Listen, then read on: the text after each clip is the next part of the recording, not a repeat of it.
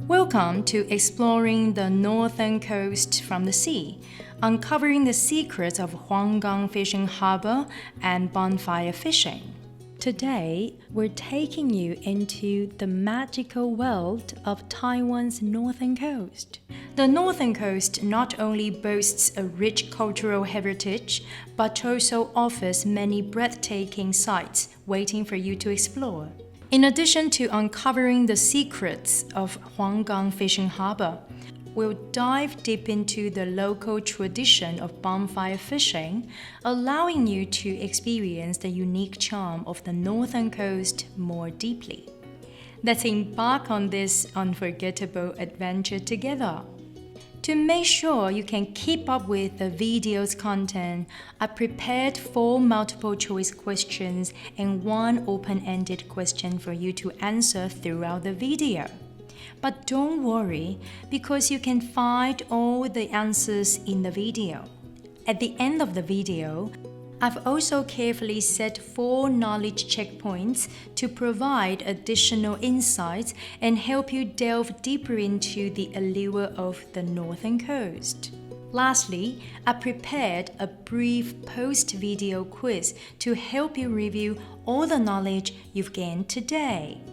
So after watching the entire video, you'll not only have a deeper understanding of the unique bonfire fishing technique on the northern coast, but also gain insights into the history of various harbors and fish road historical trail along the northern coast.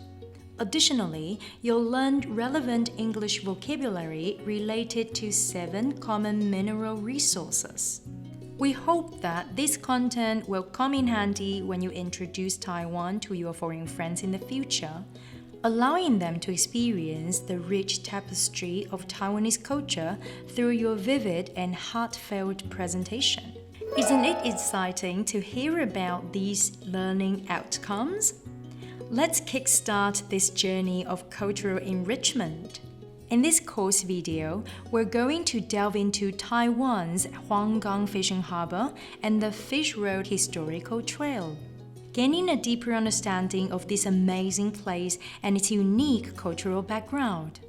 Along the way, we'll take different perspectives to admire Damsui Harbor, Fuji Fishing Harbor, and Caoli Fishing Harbor, while also delving into the various regulations that fishing boats and yachts need to follow. As we approach Huanggang, Leo will introduce us to its geographical location. And in the video, we'll learn about the most unique cultural aspect of Huanggang, bonfire fishing, a fishing technique, a distinctive tradition in this region. We'll get a closer look at how they catch fish and what makes the barracuda special. After understanding the fishing process, we'll also revisit the history of Huanggang, including the origin of the fishing harbor, the roots of the bonfire fishing technique, and the purpose of the Fish Road Historical Trail.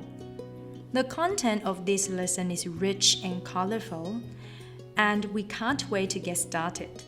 Without further ado, let's go ahead and announce the challenge questions for this episode. Question 1. What are the differences between driving a yacht and a fishing boat when entering and leaving the harbor? This is a multiple choice question, and there may be more than one correct answer. A. You can dock your fishing boat freely, and no permission is required when entering and leaving the harbor. B. Yachts have a little more leeway because it only requires notifications entering and leaving the harbor. The Coast Guard will not board for inspection. C. Yachts are more controlled when entering and leaving the harbor and need to comply with strict regulations. D. Fishing boats are quite closely controlled, and the Coast Guard would board to inspect the fish catch. Question 2. Which statement about the description of Fuji Fishing Harbor and its surrounding facilities mentioned in the video is correct? A. The Fugui Cape Lighthouse is the most southern lighthouse in Taiwan. B. Fuji Fishing Harbor has been abandoned in recent years with no ships docking. C. Inside Fuji Fishing Harbor, there is a Mexican restaurant in the shape of a cowboy hat. D. Fuji Fishing Harbor has 2 giant green golf ball-shaped radar stations. Question 3. Why did ancient fishermen and farmers use the Fish Road Historical Trail in the evening? A. The road was only open to the public in the evening because there were identity restrictions during the day. B. Because of the harsh sunlight and to save energy, they chose to travel in the evening. C. Avoiding the crowds in the morning, most of them traveled in the evening. D. Because there were no coolers at that time, the cool evening prevented food spoilage. Question 4. Which event led to a decrease in the number of bond boats from 4 to only 1 at present? A. Abnormal ocean currents and hazardous sea conditions. B. Typhoons strike to cause significant damage to most vessels. C. A major oil spill due to a cargo ship grounding causes a significant drop in catches. D. Unusual climate conditions have led to poor fishing conditions in recent years. Open-ended question. Please briefly describe the characteristics of the Huanggang Fishing Harbor and the Fish Road Historical Trail. The 4 multiple-choice questions help you understand what the episode is about. After the video, an open-ended question is given to test your level of concentration and summarizing abilities.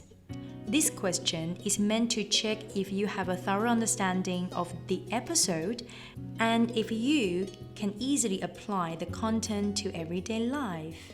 While watching the episode, look out for the prompts on the screen and answer every pop-up question. Take it easy. I'm sure you can answer those questions thoroughly and correctly. Now, let's play the video. 这里是淡水老街，我相信你没有从那个方度看过了，很有意思。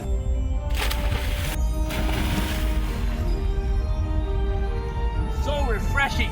This is where we're gonna leave in the nighttime to go catching the sardines in this very traditional way of fishing using fire.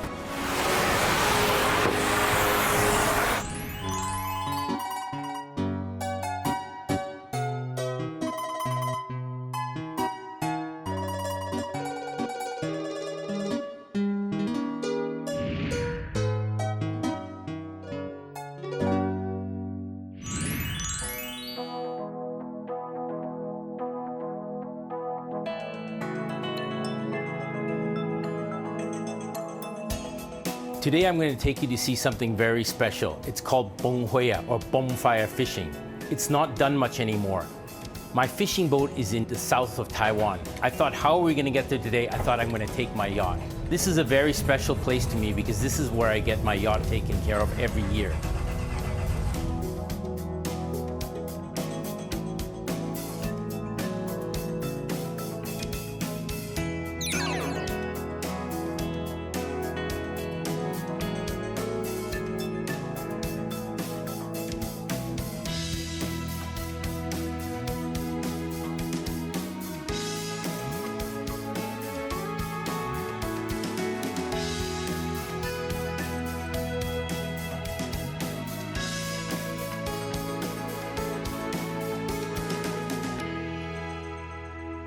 这里是淡水老街，那个黄色的房子都是那个红树林站。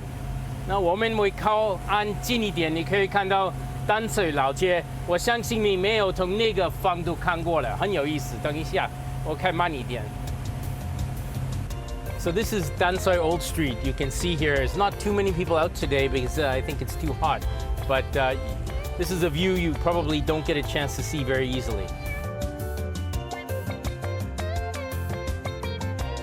Up ahead, you have Hongmaocheng. These are the historical customs building from a few hundred years ago. It's great to go see them on land, but you can get an idea of how important this Danshui port used to be to business. It used to be a major commerce center in the old days. Now it's just mostly for tourists. So we're just getting to the mouth of the Danshui River where it meets up with the ocean. We're gonna head north all the way to Jingshan, to Huanggang. That's our destination. I estimate it'll probably take around 2 hours or so, 3 hours for us to get there. We're not gonna go very fast, just around 10 knots. Enjoy the beautiful weather. Waves are not too high. Should be a beautiful trip. 安静生你好，这是$4的船，我们准备出海了，我们准备去王港金山那里啊。文件已经交给你了，好，谢谢你，好，再见。I just talked to the Coast Guard. We're cleared to go out and get to our final destination. We don't actually have to go inside to report in person. That's a big difference between fishing boats and yachts. Actually, in that sense, yachts have a little more leeway. You can do things by telephone. Fishing boats are quite closely controlled just to make sure that nothing is overfished and things are done in a proper way. Yachts, we just go for fun, so there's less chance of anything going wrong.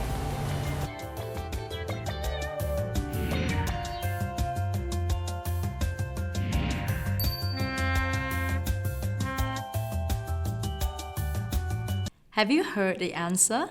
Let's go back to the question. Question 1. What are the differences between driving a yacht and a fishing boat when entering and leaving the harbor? This is a multiple choice question, and there may be more than one correct answer. A. You can dock your fishing boat freely, and no permission is required when entering and leaving the harbor. B. Yachts have a little more leeway because it only requires notifications entering and leaving the harbor. The Coast Guard will not board for inspection. C. Yachts are more controlled when entering and leaving the harbor and need to comply with strict regulations. D. Fishing boats are quite closely controlled, and the Coast Guard would board to inspect the fish catch. This is an easy question, right? Easy peasy. The answer is B. You can dock your yacht freely and no permission is required when entering and leaving the harbor. And D. Fishing boats are more closely controlled and the Coast Guard will board to inspect the fish catch. Leo just mentioned there's a big difference between operating a fishing boat and a yacht. Yachts have more leeway because you only need to report to the Coast Guard by phone. But a fishing boat is closely monitored by the Coast Guard to make sure that nothing is overfished and things are done in a proper way. Yachts are just for fun, so there's less chance of anything going wrong. That's why they have more leeway. Interesting, right? Let's continue watching the video.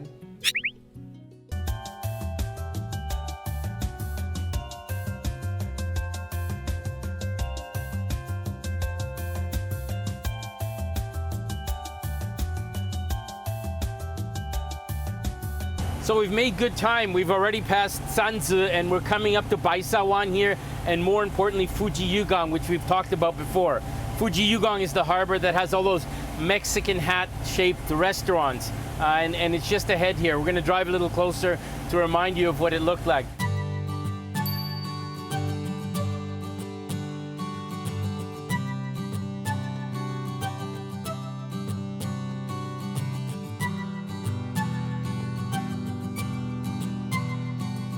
Another noticeable feature right here in Fuji-Yugang is the radar station. These two balls, these green golf balls. So I always know when I'm at Fuji when I see these two giant green golf balls. Over here you can also say Fuguizhou Danta. This is the most northern lighthouse in Taiwan. very beautiful and very useful because you can see all the rocks here. The water gets very shallow here, and you actually have to go quite a bit around here to avoid the rocks.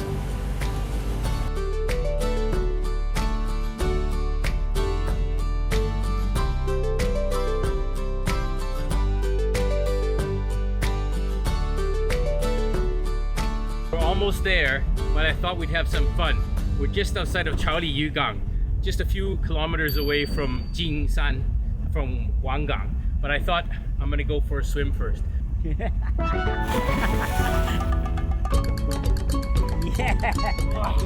Very good. So refreshing. You should come in too.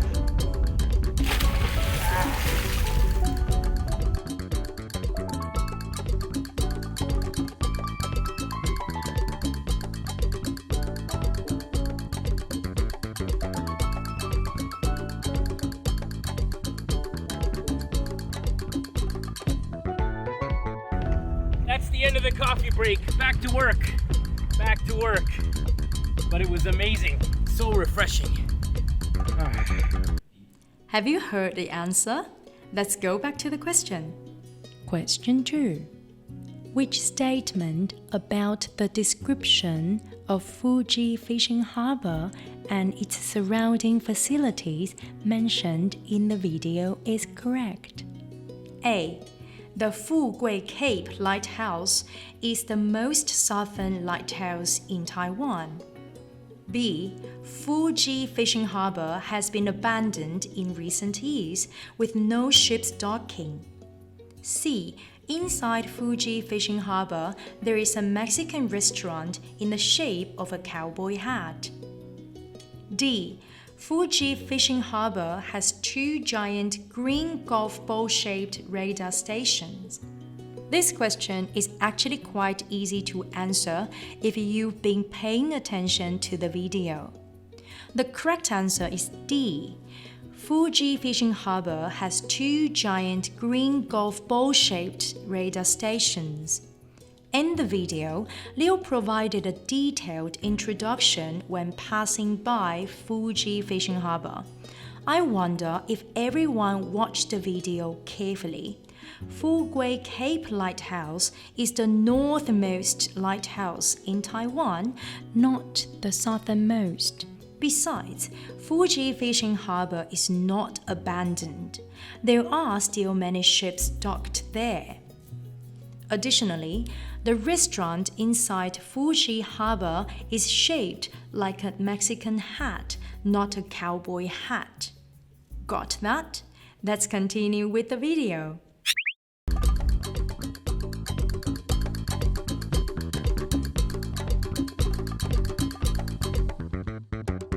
So we're just coming up to Huanggang Harbor right here, and the town behind that is Jingshan.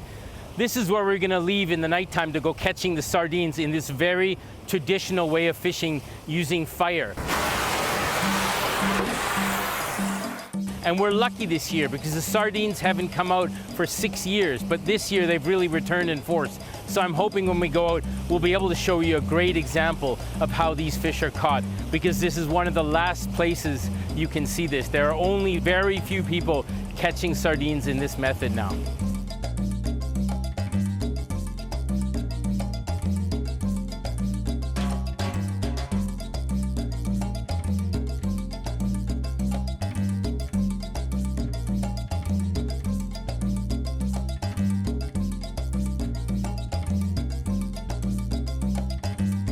It's getting late in the afternoon, and we're gonna go out this evening to catch sardines, as I've said before. We're here in Huanggang Harbor, and you can see how beautiful this little harbor is. This harbor has a long history. When the Spanish were here in the late 17th century, they used to use this harbor to ship sulfur, and that's where the word Huang comes from. It refers to the sulfur that was shipped out of here.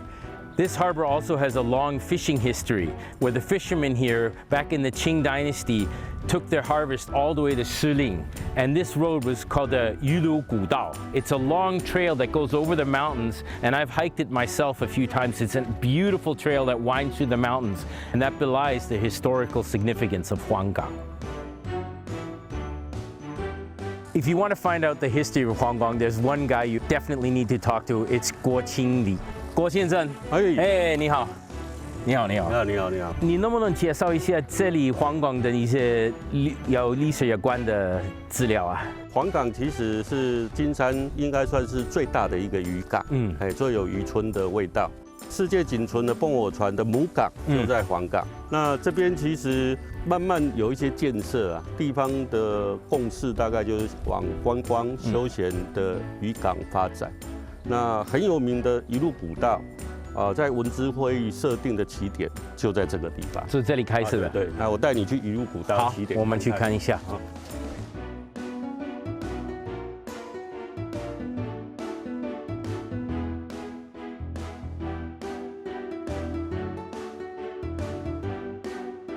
这个鱼路古道在这里开始，对，到士林是不是？对，它总长大概35公里，从这里，然后经过金山平原，然后往天籁巴烟的方向，越过擎天岗，然后一直可能会去士林啊，去大稻埕，去天母。大概从清朝开始，这边的当地的渔民或农民农闲的时候，就会挑的鱼，利用晚上。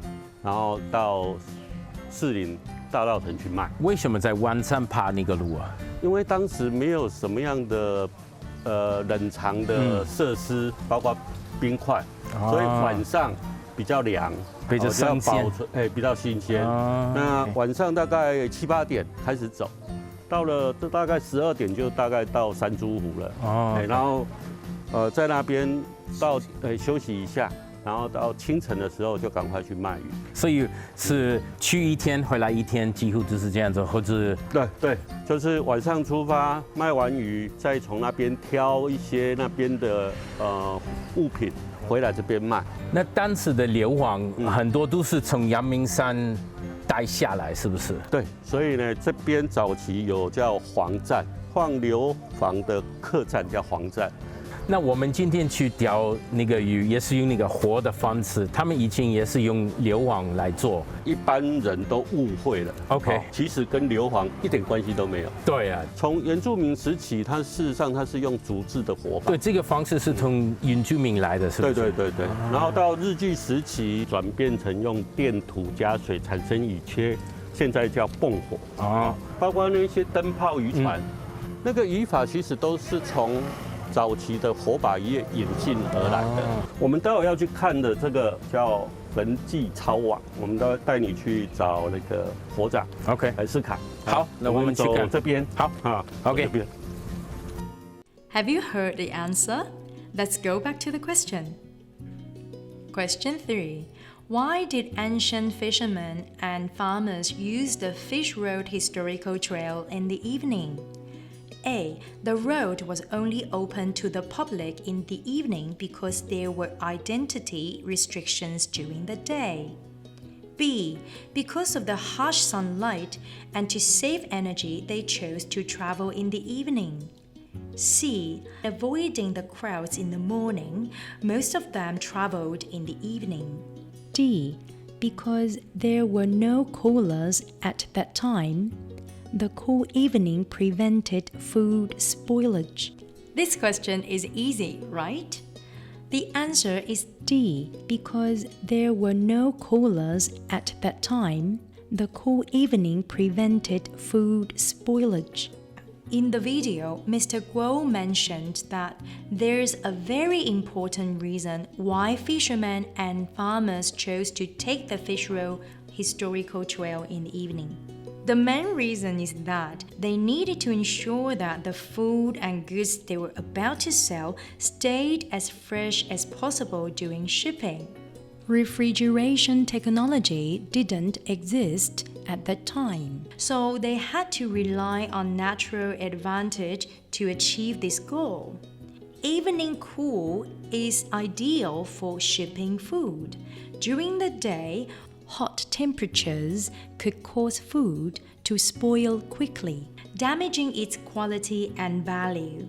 That's why fishermen and farmers opted to set out in the evening.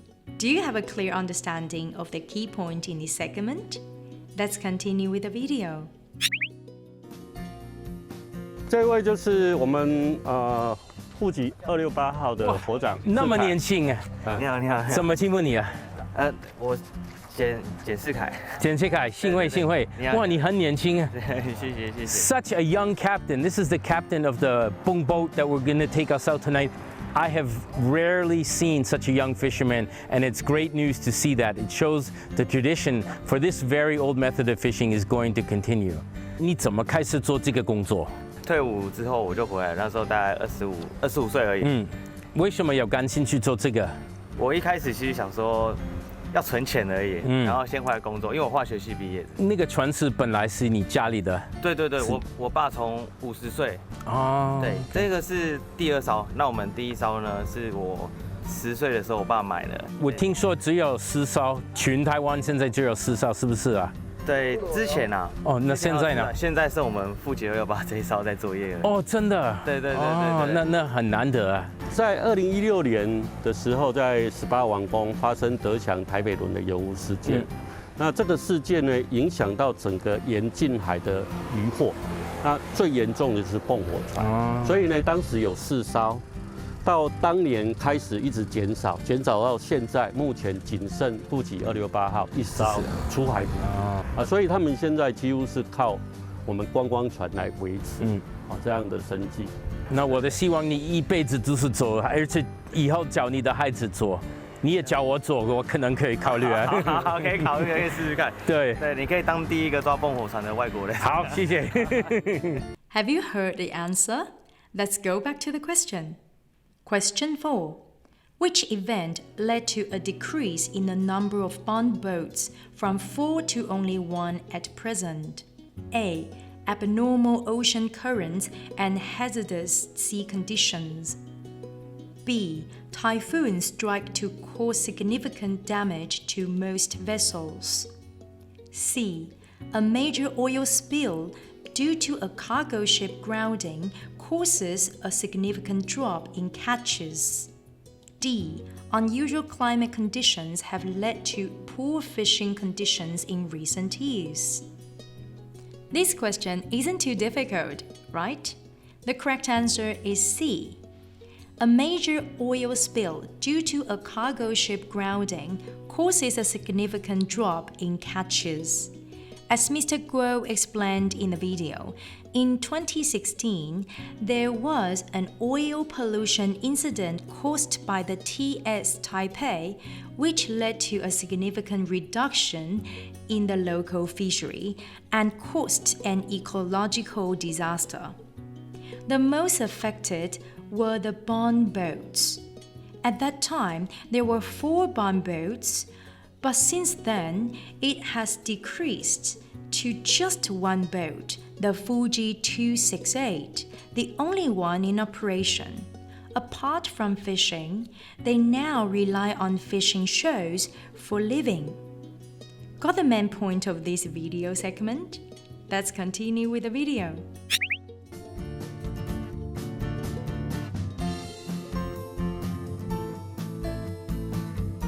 有一种味道哦。对，不是流亡的，所以 it's settled in there.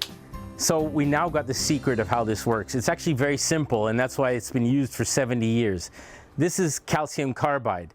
These rocks are in this container here, and the guy who controls the water opens a valve, the water comes in here, it produces acetylene gas. The acetylene gas goes to the front of the boat and is ignited and causes the explosion that attracts the fish. It's a very simple method, very reliable, but it also is very effective. That's the secret of how this boat works.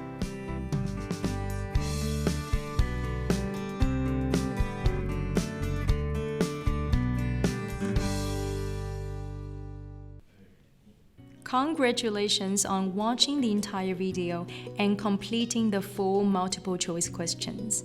That's fantastic. I believe these questions give you a deeper insight into the attractions and cultural features of the northern coast. Now, let's move on to an open-ended question to help you consolidate your knowledge and see if you can apply what you've learned. Please briefly describe the characteristics of the Huanggang Fishing Harbor and the Fish Road Historical Trail. If you have no idea about the answers, don't worry. Here are some words that might come in handy to help you easily answer the questions. You can pause the video for a moment, try to use these words, combine them with what you've learned, and express your idea clearly. After that, make sure to jot it down or say it out loud to practice. Did you answer the question yourself? If you did, that's great. Practicing speaking is always a good idea.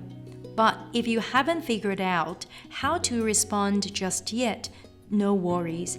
Let me share my answer with you. Based on this question, I will respond as claimed by the Fish Road Historical Trail and the unique bonfire fishing tradition in today's lesson.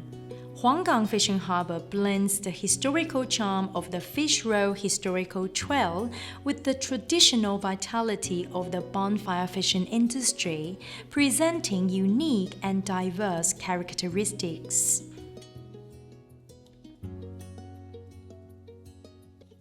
Congratulations on completing all the questions. Do you have a deeper understanding of the attractions on the northern coast and the unique features of Huanggang Fishing Harbor now? You can even start using this knowledge to communicate with foreigners in English. But there's one last important part. I prepared more related information so that you can learn even more about the northern coast and be well prepared to introduce it to foreigners with confidence. After completing the previous questions, do you still remember the practical key points from the video? If not, no worries.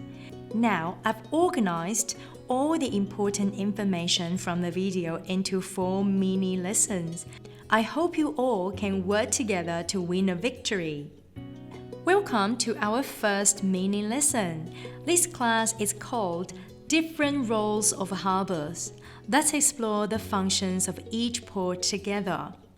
In the video, we mentioned 4 ports on the northern coast: Fuji Fishing Harbor, Chaoli Fishing Harbor, Tamsui Harbor, and Huanggang Fishing Harbor. Besides these 4 ports, do you know how many other important ports are hidden along the northern coast? And what are their English names? Well, I'm here to answer that for you. First, we have Keelung Harbor, located in Keelung City in northern Taiwan, one of Taiwan's most important natural harbors with deep waters.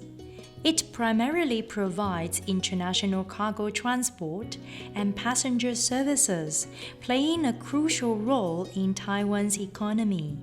Next up is Suao Harbor, situated in Yilan County, and it's a significant fishing port in northeastern Taiwan. It offers a variety of seafood and is surrounded by beautiful scenery. Small vessels also dock here, attracting tourists to experience local charm.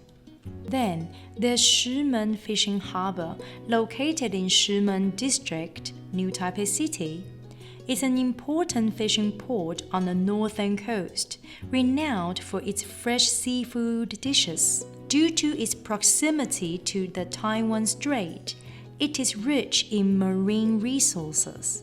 Lastly, we have Yeliu Fishing Harbor, situated in Yeliu District, New Taipei City. While it's smaller, it still sees fishing activities. Yeliu District is best known for its unique geological landscapes and Yeliu Geopark, attracting many visitors. Do you have a deeper understanding of Taiwan's other ports now? Remember, you can pause the video anytime to digest what you've learned. Next, let's move to our second mini lesson, called The Secrets of Fish Road Historical Trail. In this lesson, you'll get to know the locations along the Fish Road Historical Trail and their English names. Make sure to say them out loud with me.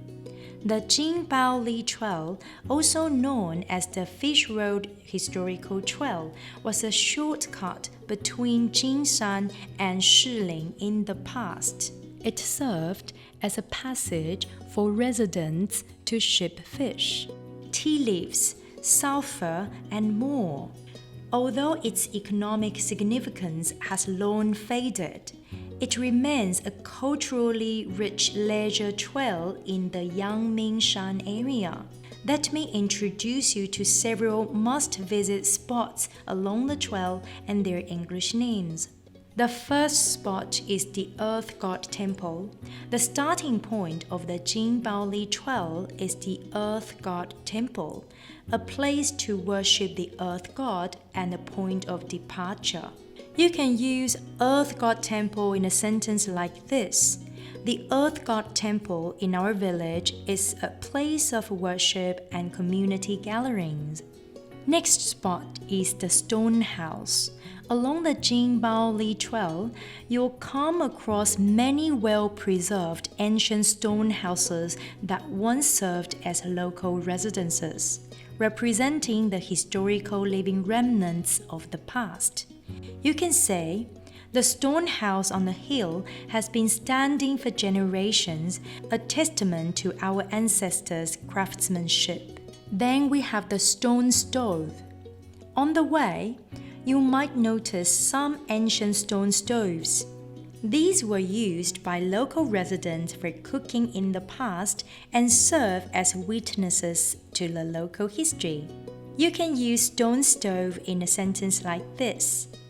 The stone stove in the traditional kitchen is used to cook delicious local dishes. Moving on to the irrigation canal. As you walk the ancient path, you'll come across some irrigation canals. These canals were used in ancient times to irrigate farmlands and provided a water source for the local livelihood. You can say the irrigation canal channels water to the fields, ensuring our crops receive the necessary hydration. Lastly, there's the stone bridge. There are also some ancient stone bridges along the ancient path. These stone bridges were once vital transportation links in the area and have now become attractions for hikers to admire ancient craftsmanship. You can use stone bridge in a sentence like this. The stone bridge over the river is a picturesque landmark, attracting tourists from all over the world. Here comes our third mini lesson, and it's called The World of Bonfire. In this lesson, you'll get to learn 4 English words related to bonfire. Remember to say them out loud with me. First, we have calcium carbide, which is a silicate rock containing flammable minerals. It's typically used for making matches or spark igniters. When calcium carbide is scrapped or struck, it can produce sparks used for igniting combustible materials. For example, calcium carbide is used in some countries to produce acetylene gas for lighting and welding purposes. Our second word is sparkling, which refers to the phenomenon of emitting light or sparks. The sparkling could appear in many ways, such as splashing sparks, shimmering light, or other forms. For example, the night sky was sparkling with countless stars. Moving on to phototropism. This is a plant growth in response to light. When plants sense a light source, they seek it out and grow towards the light to maximize their sunlight absorption for photosynthesis. It's natural for plants to adapt to their light environment. For instance, phototropism is the tendency of plants to grow towards light sources. Finally, we have the torch, which is a handheld lighting tool typically consisting of a handle and a flame source. It can be used for illumination, signaling, or lighting up objects. For example, He used a torch to light the way through the dark cave. Welcome to the final mini lesson of the day. This lesson is called The Underground World of Treasures. And in this lesson, you'll get to learn 7 English words related to mining and minerals. Let's say them out loud together. The first one is natural gas. This is a natural gas resource primarily composed of methane, widely used for energy generation and heating. It naturally forms in underground rock layers and is often found alongside oil. For example, you can say natural gas is a cleaner alternative to coal for energy production with fewer environmental impacts. The second one is ore deposit. An ore deposit is a geological formation or location containing valuable minerals, usually available for mining. For instance, you can say the ore deposit in this region contains valuable minerals that are currently being mined for various industrial purposes. Next, we have mining. Mining refers to the process of extracting mineral resources from underground or the surface. You can say mining operations in the region have been ongoing for decades, providing a significant source of employment. Then there's smelting. Smelting is the process of separating and extracting metal from ore through high-temperature processing. You can say smelting is the process of extracting metal from ore by heating it to high temperatures. Moving on to mineral yield. Mineral yield refers to the amount of mineral resources produced annually from a specific ore deposit or mine, typically measured by weight or value. For example, you can say the mineral yield from the newly discovered ore deposit exceeded expectations, making it a highly profitable venture. The sixth word is environmental impact assessment. An environmental impact assessment is the process of evaluating the effects of mining and smelting activities on the surrounding environment and ecosystem. You can say an environmental impact assessment is conducted before starting any mining project to evaluate potential harm to the ecosystem. Finally, we have sustainable mining. Sustainable mining is a mining method that considers environmental, social, and economic factors to ensure that mineral resources extraction doesn't have severe future consequences. You can say sustainable mining practices aim to minimize the negative effects of mining on the environment while maximizing mineral yield. Today's lesson has come to an end, and I hope you've all enjoyed it. Before we wrap up, I have a question for you. If you take foreign friends on a trip to the northern coast, how would you introduce them to Huanggang and the Fish Road Historical Trail? And why? Don't worry and just use the information we've covered in the lesson and try to give a brief answer on your own. Have you learned a lot at the end of this lesson? I also want to share a piece of news with you. At the end of the video, there's a quiz for you to do so that you can review what you've learned from the video. So don't forget to do the quiz after watching the video. Happy studying!